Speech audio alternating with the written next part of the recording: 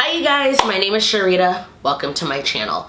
So today I'm going to be talking about part 2 of the Beautiful World of Jeffree Star series. Now in part 1 I talked about how it was very lackluster. I was very underwhelmed about how this series was going, and unfortunately part 2 left me feeling kind of the same way. And there are reasons why it left me feeling the same way, but there was way more substance to the series.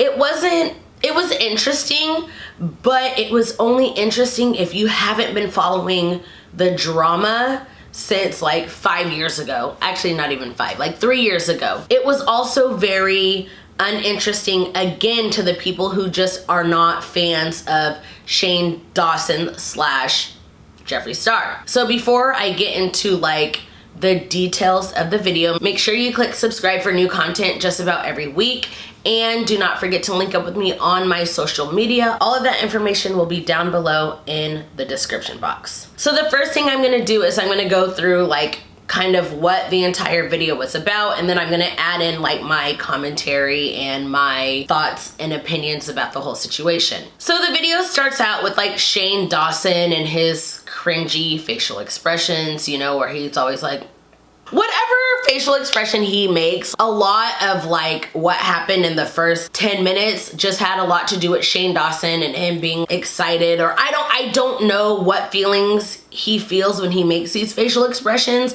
but like if you're not a fan of Shane Dawson, you're gonna be like, okay, enough with the facial expressions, like let's move on to like the real tea. They meet up at Jeffree Star's warehouse or his office. So they meet up there.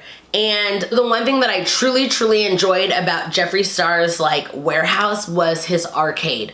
So if you don't remember, in the last docuseries, Jeffree Star was like, oh, look at my 3 pinball machines. They walked into this place and literally it was an arcade, and Shane made his, you know, his facial expressions that he always makes. But I'm not gonna lie, I thought that was actually like really cool. I would not mind going into that warehouse and like playing some of those games, because Jeffree Star literally has an arcade. I mean, if you're an 80s baby, like, you get it. I want to go play arcade games. So then they talk about, now mind you, this is still like February of 2019. And Jeffree Star and Shane Dawson are going through his warehouse, and they're talking about his killer merch and how, you know, these are the things that we sell. This is what we sell. This is what we sell. And they start talking about the sisters apparel, which is James Charles, his apparel. So they're showing like James Charles, like his belts. They're showing his phone cases, they're showing his hoodies, his shirts, they're showing all of James Charles' apparel, and Jeffree Star is like, I'm so proud of him, he sells a lot of merch, blah, blah, blah, he's like a little brother to me. This was in February. So we know how this all plays out, but they included the part where Jeffree Star is like proud of James Charles. It was real at that time, so I don't see why they would not include it. So then they go into this room and they're talking basically this whole docuseries, which right now is what I understood, is this is just a promo for the Shane Dawson x Jeffree Star collaboration. That's literally what this whole docuseries is about. So they go into this room and they're talking about, this is what happened with Blood Sugar. Here's my new palette, Blue Blood, Blood Blue, the casket one. They talk about this and that, and Jeffree's like, this is how much I made and this is how much you can make. And he told Shane, you can make probably $5 million off of this palette alone. And Shane goes, I have to go pee. This is the second time he said this. I have to go pee. He goes to the bathroom and he has like a mental breakdown. And he's like crying, and he's like, I've never seen these numbers before. I've never sold thousands of merch in one day. I've never done this. I've never done that. But he's saying this all while wearing a Balenciaga sweatshirt and a custom-made Gucci backpack. Like, Shane, you are rich. Enough.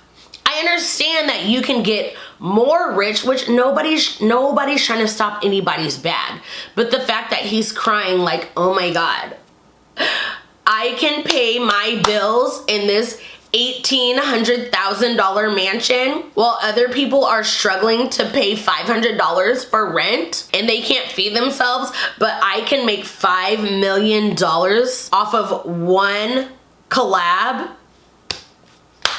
And he's literally just like crying. Like he goes into the bathroom and he cries. If I got $5 million right now, you know what? We're not even gonna talk about me because at this point, it doesn't even matter. But what I'm saying is he does too much of comparing. And you guys know the quote, like, comparison is a thief of joy. Why are you comparing your richness to Jeffree Star's richness? I'm confused. All this is right now is like, Jeffree Star makes this much money, Shane Dawson makes this much money, I don't make as much money as Jeffree Star. Like the whole thing is just like mind-blowing and mind-boggling. Like you're sitting here crying because, oh my gosh, I can make $5 million off of my palette, but you're literally wearing a Balenciaga sweatshirt. Y'all, he's a millionaire complaining about how he's not as rich as other millionaires. And y'all are eating it up. And I understand, like, there is a fear of failure. Like, that's a true thing. I have anxiety. I have depression. I'm not knocking his depression. I'm not knocking his anxiety. But his fear is fear of failing. My fear is fear of success. What's gonna happen if 1 million people watch this video? What's gonna happen if I get millions of subscribers? What's gonna happen if my fear lives in success? His is in failure, but the thing is like, he has not failed. His failure is only 2 million people watch this video. That's his failure. Oh my God, it's boring. Oh my gosh, I suck. Oh my God.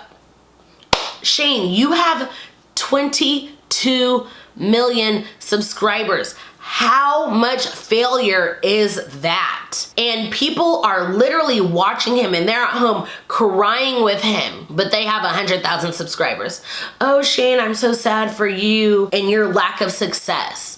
You would probably kill for half of his success. Make it make sense.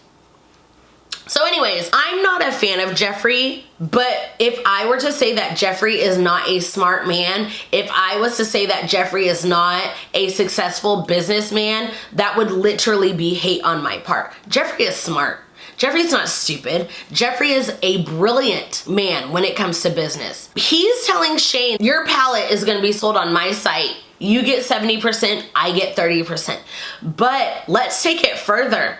You can sell slime, you can sell robes, you can sell merch, you can sell whatever you want to on your platform and you get all of that. Jeffree gets none of it. So I just find it funny that like Shane is so in his head where he's like, I'm a failure, I'm a failure, I'm a failure. And even Jeffree, you know what? Jeffree even said, Shane, I owe you my life, because that docuseries that they did 1.5 years ago made Jeffree so much money that I feel like right now he's trying to give back to what Shane gave to him. But Shane already mentioned he's not good with money. Okay, Shane, hire somebody that will help you with your money. Jeffree isn't just making this money and he's not just this rich because he just spends money on this and this and that. He has people that tells him, don't spend your money on this, Jeffree. Don't spend your money on that, Jeffree. Shane, hire somebody. Hire somebody. So now here's where we get into the tea of the video. So Jeffree Star and Shane are talking like prices, like, oh, it costs this much money to make my palette and I sell it for this much. Well, then Jeffree starts talking about Too Faced. He really starts talking about their beef when he was like, Jared Blandino and his sister called my makeup clown makeup. Now, if you've ever swatched Jeffree's makeup, or if you've ever used Jeffree's makeup, or if you've even watched people give reviews on Jeffree's makeup, you know Jeffree does not have bad makeup. Period. You can hate him all you want to, but quality is quality. Jeffree Star has good makeup.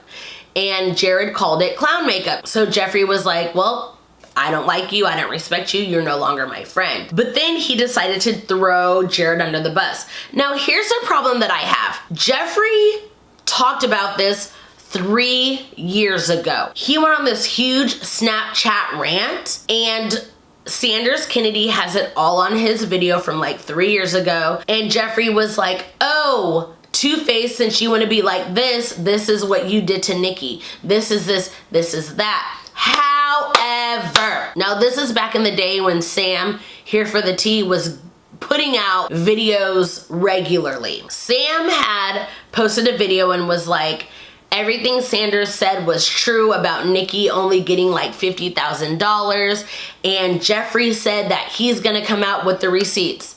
Did Jeffree ever come out with the receipts? No. Why? Because he doesn't. And you guys fall for it every single time. He'll sit there and be like, oh, I've got the receipts, I've got this, I've got that, and you guys wait for it and you wait for it, and does he ever provide? No. He never provides. But then you guys believe everything that comes out of his mouth. Number one, how do we know that Nicki only made $50,000? I'm not saying it's fake, I'm not saying it's false, but how do we know? You guys are taking everything that these people are having to say at face value. Oh, it was a reputable source. It wasn't Jeffree, but I got this from a source. So you're just believing what everybody else has to say, but the minute somebody says something against Jeffree, y'all need the receipts. Like, honestly, make it make sense. Jeffree has been like this since the beginning. Oh, I have the receipts, but doesn't deliver. And what do you guys do? Y'all still believe him. I'm not saying he's wrong. I'm not saying what he's saying is a lie, but why do you guys believe him before you believe everybody else? It's so mind-boggling to me.